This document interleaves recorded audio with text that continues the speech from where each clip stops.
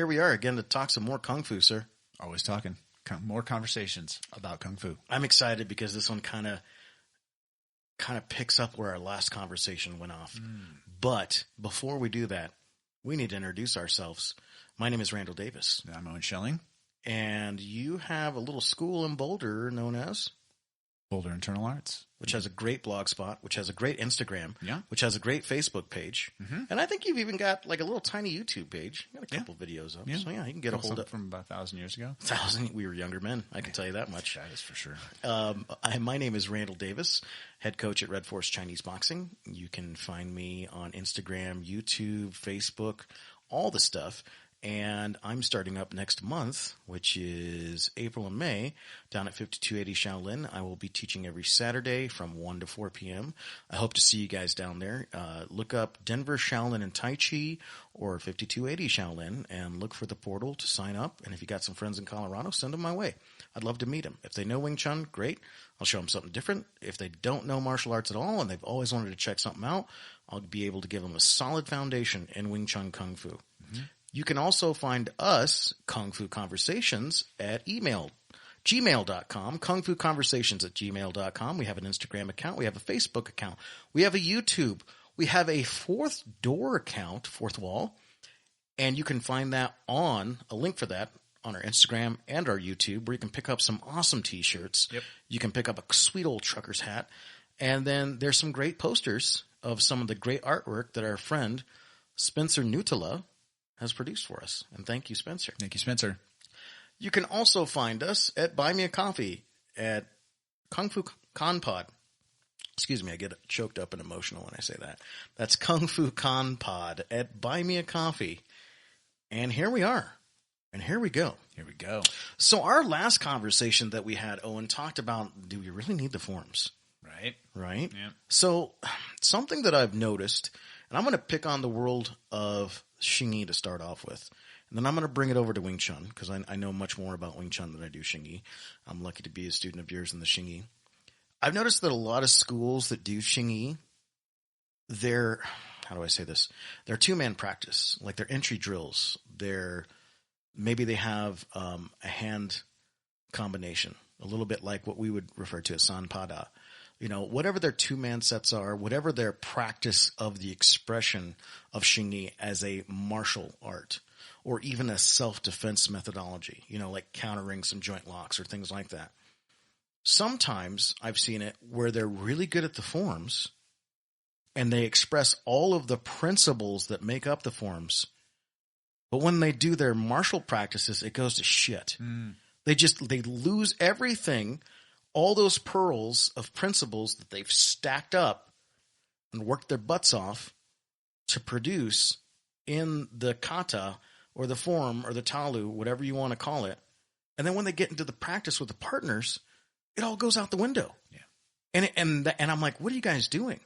So do you feel that is something that's being missed in the drilling of the systems? If you have drills in your systems, like the two-man sets and the forms and stuff like that, do you think that might be somewhere where people are forgetting that you need to keep those physical qualities in your body when you're doing the two-man work? Yeah, for real. I think that's exactly right. And I also think that outcome, I think, at least in my sort of limited experience, is based on like one of two things. Either the student was taught too fast and they haven't put in the time that it's needed.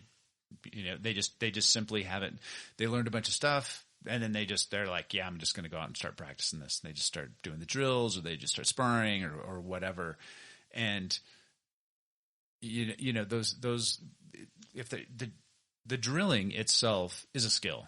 Yes, and it's meant to teach other skills, but the actual act of drilling with somebody in terms of timing and pressure and just the action, the choreography of the drill itself is a skill, and to be able to learn those efficiently in a way, in the correct way, at least as far as like Xingyi or Bagua or maybe even Tai Chi to a certain extent goes, is that's incumbent upon the teacher, and it's also incumbent upon the student. So maybe the student just learned all that stuff too quickly. Maybe they just They just haven't practiced enough. Or a teacher doesn't have a clear path to bridge that. Yeah, absolutely. Yeah. I think one thing that is pretty cool about Wing Chun, and maybe makes it accessible in that, and I'm not going to call Wing Chun an internal art or anything like that, but that's my personal opinion. And if you have a different one, please do not change your opinion to fit mine. Have your own opinion. We're all adults here. It's okay, folks. I won't tell anybody. One thing that I like about the Wing Chun is I was talking about how, if I'm going to introduce a student, I'm going to introduce them to the stance, and then I'm going to introduce it to them statically, and then I'm going to introduce them to lead legs, and then I'm going to introduce them to shifting, and then I'm going to introduce them to making sure their posture's right? And then that's starting to create the structure. Then the final part is the hand position with the guard hands, with the linwankin, or the ruffle or drum punch, whatever you want to call it in English, those kind of things. But what's cool about that is the two-man drills, or the two-person drills, if you will, they all keep the Wing Chun principles intact while you're executing them. So I think that system is really accessible for taking the physical principles that are taught in Wing Chun and putting it into the two-man set.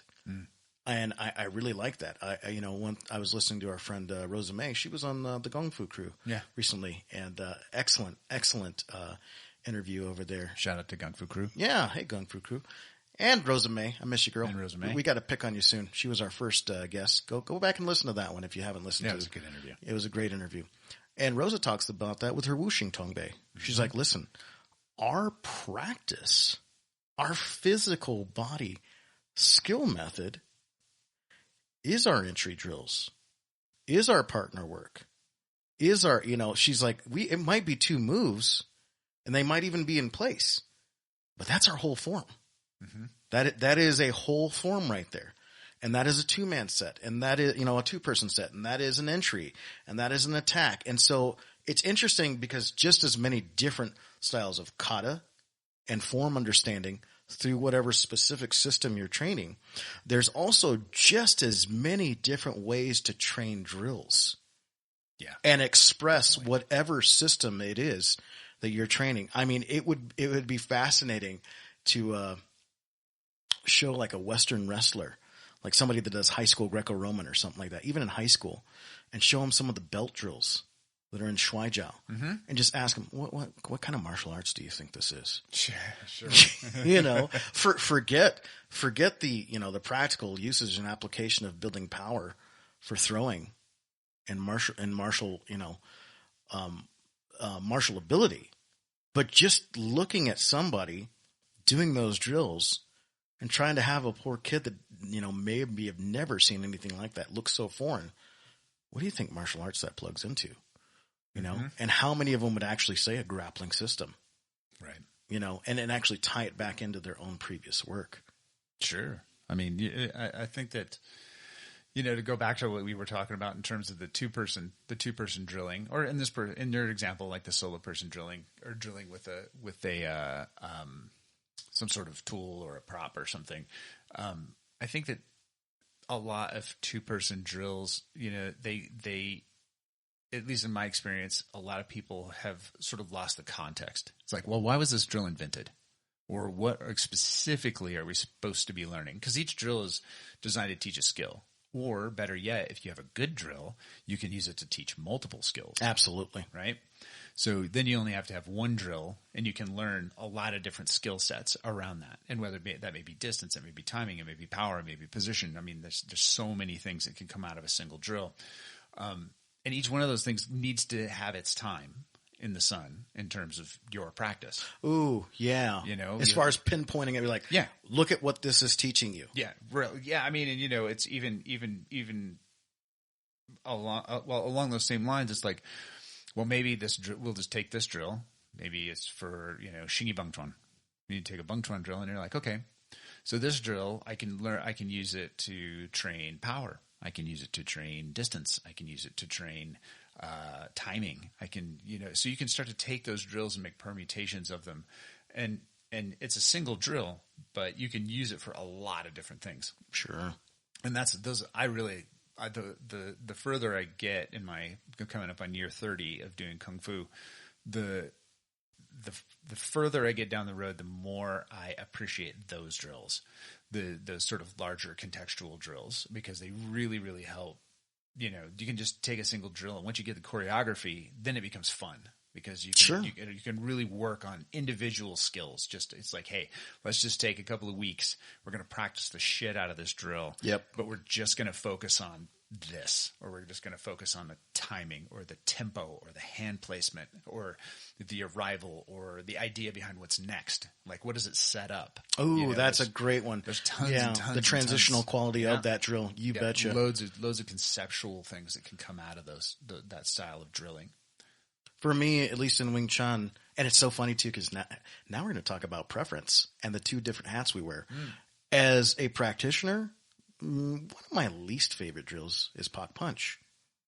As a teacher, that is my number one drill. Nice.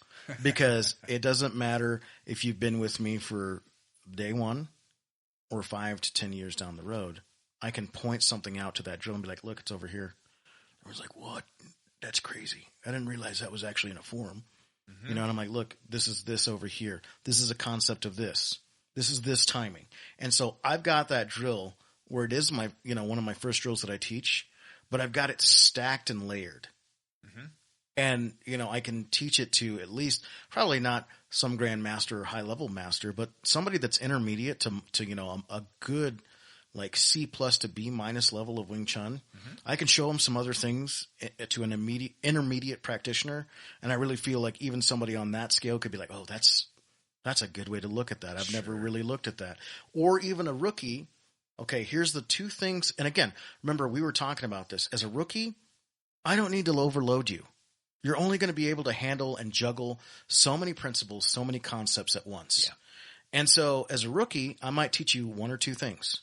Okay, how to clear the hand, how to hit at the same spot, and are your elbows sunk, and not raise your shoulders. Maybe those 4 things. And you're going to work on that for 2 or 3 months. And then when I think you're kind of sort of proficient at it, I'm like, here's what else it does. Mm-hmm. Here's what else it does. Maybe one. Maybe I just give you one thing. And those little carrots, those little one extra pieces, at least for me, when I'm a practitioner and I'm learning something, is that extra piece to go, okay, I'm going to keep practicing this because there's another piece to that. And I've got to integrate that other piece and that understanding into the physical part too. Because I might have the intellectual side of it, but now I've got to physically inject that learning, that wisdom, that knowledge that's in the drill or the skill. Yeah, absolutely. And, I think that's really, it's difficult, I think, from a student point of view, at least when I was a student, to be able to honestly evaluate when you've really got a handle on it, right? It's like somebody teaches you, you do that drill and you're like, God damn it, I've been doing this drill for 2 months and I'm sick and tired of it. Yeah. And sure. I've learned 2 or 3 different things about it. I practiced these different skills around it, but I'm sick of it and, I've got it. Right. And then, yeah, exactly. Cause then you've talked to your teacher or whatever, you talk to your sifu and they're like, and just like you were just saying, they're like, oh, well, yeah, you haven't done this. And it's like, oh shit. Okay. That, they show you a new piece that will sort of recontextualize the entire drill. And it produces an entirely different sort of outcome from the outcomes that you had already put in time around. And I think that those things, I think it's really, really important to be able to understand that. But yeah, everybody's in a hurry when they're a beginner. I was for sure. And I respect that, and I think that's important too, is to sort of, give the student some space, and to keep their interest. Everybody's got different reasons for doing their kung fu, and we've talked about that before. And I think that it's really, it's important to acknowledge that and sort of feed it to a certain extent. One of my big learning curves as a new teacher, and I would say I had this trouble for the first decade, because I was trying to teach too fast. Sure. Because I was trying to feed their hunger. Like, oh, here's a little bit, here's a little bit, here's a little bit, here's a little bit. And it's not that I didn't have more food or stuff in the bag to feed the little chirps, right? And the little chickens. Yep. I had more stuff, but I'm like, oh shit, they can't do any of this stuff. They didn't get it. They didn't get it. I'm like, I'm just telling them what's there, and they're cerebrally acquiring it, but they're not physically getting it, and they can't express it on a physical scale. And I'm like, oh, and that's why you do it slow. Yeah. And I was just as anxious to get good training partners. And guess what?